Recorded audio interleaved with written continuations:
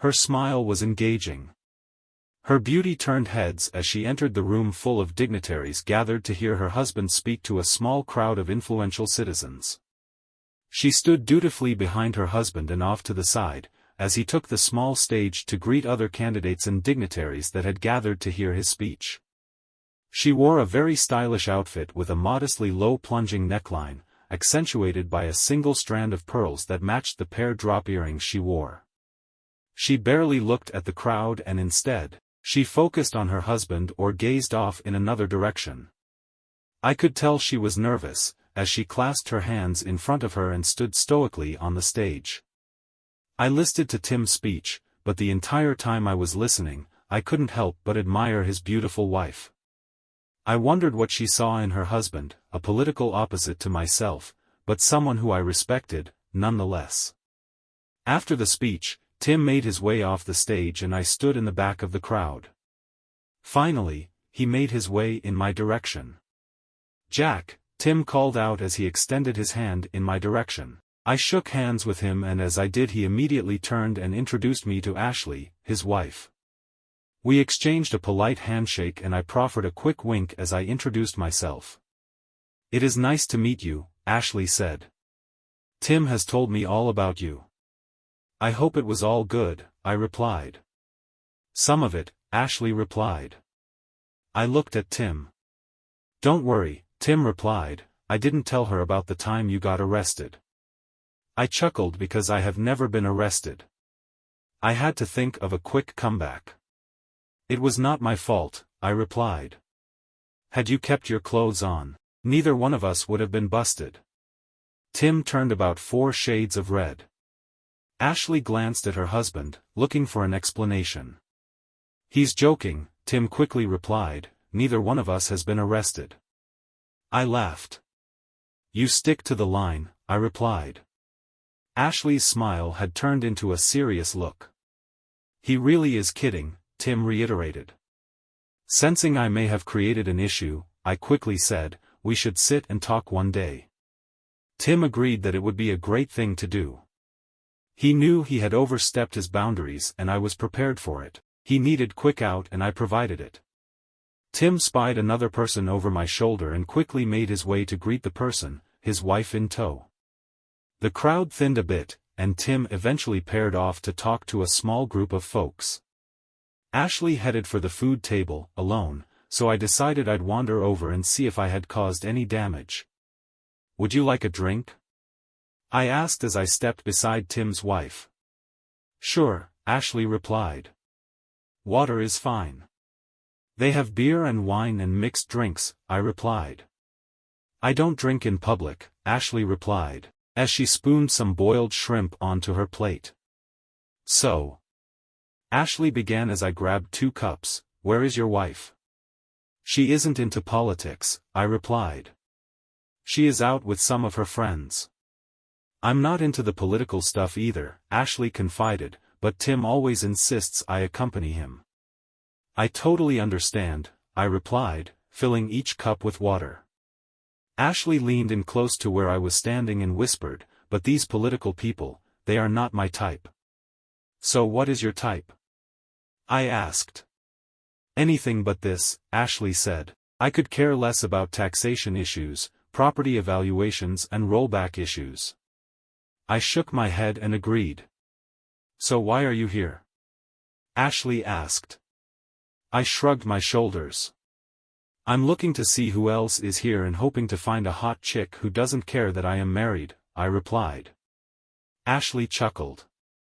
"Well, at least you're honest about your intentions," she said.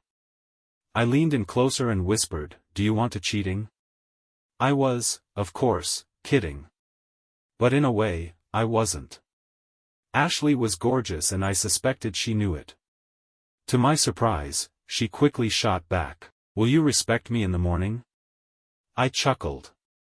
"Of course, I will." Ashley smiled, as she spooned some cocktail sauce onto her plate. "Do you like shrimp?" she asked. "Yes," I replied. She dipped one of the larger shrimp tails into the cocktail sauce on her plate, swirled it around and then suggestively slipped the shrimp tail into her mouth, sucking the cocktail sauce off the shrimp tail, all the while looking at me.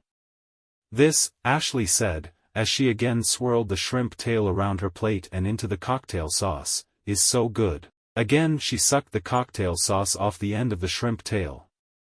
She bit down on her lower lip and said, "Open up." I opened my mouth and she shoved the shrimp tail into my mouth. I bit down on it. "If," she whispered, "you want more, just let me know." And with that, she turned and walked away, leaving me alone in my thoughts and a little bewildered. Was she just playing with me or was she serious? I had to find out. I stepped into the men's room. I had to collect my thoughts. Exiting the men's room, I found Ashley standing alone in the small alcove, close to the women's room. My heart practically skipped a beat.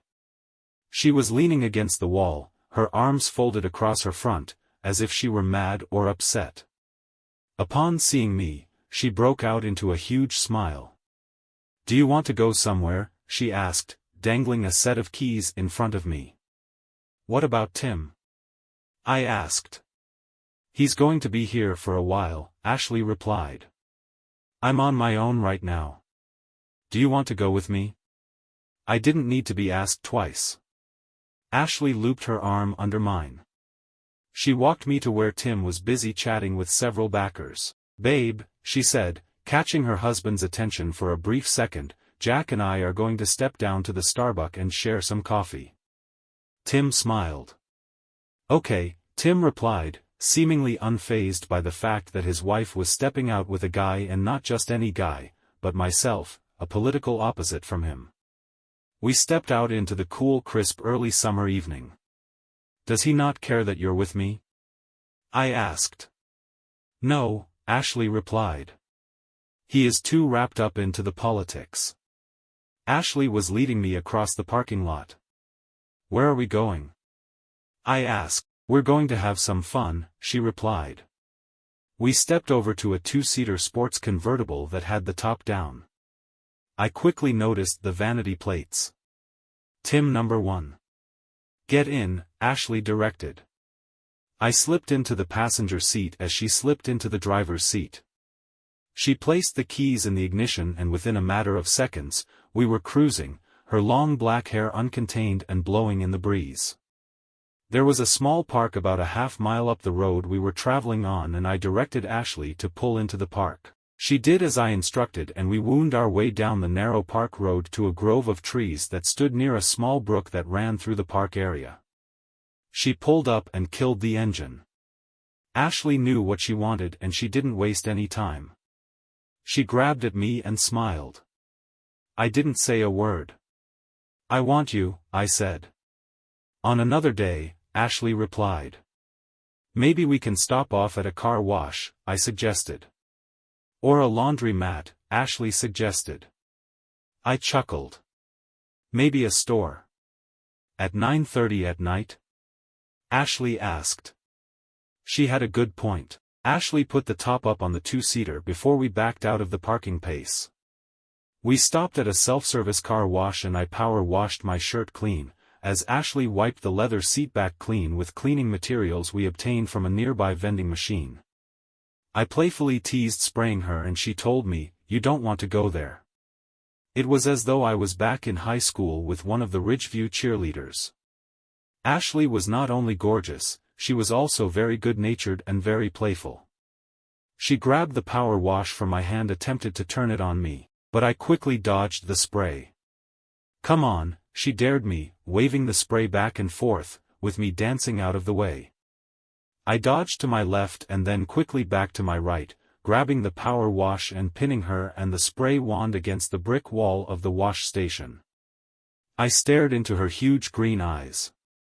Again, our lips met. She dropped the spray wand, as we stood and kissed. The water spray caught both of us by surprise. We danced out of the way as it flipped around on the concrete pad next to us. I pushed Ashley up against the bricks of the car wash, out of the way of the errant spray wand. "You're crazy," Ashley said. "There's too much light here." I didn't care. "I want her." Can you guess what happens next? I bet I with her for a good 10 minutes. It was a wild ride. You are so crazy, Ashley remarked, as we leaned against the back of the two-seater. You too, I replied. Ashley took me back to the venue where we had met for the political event. The parking lot was empty, except for my car and one other. I thanked her for spending time with me.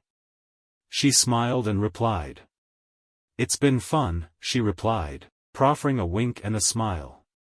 I stepped back and watched her drive off.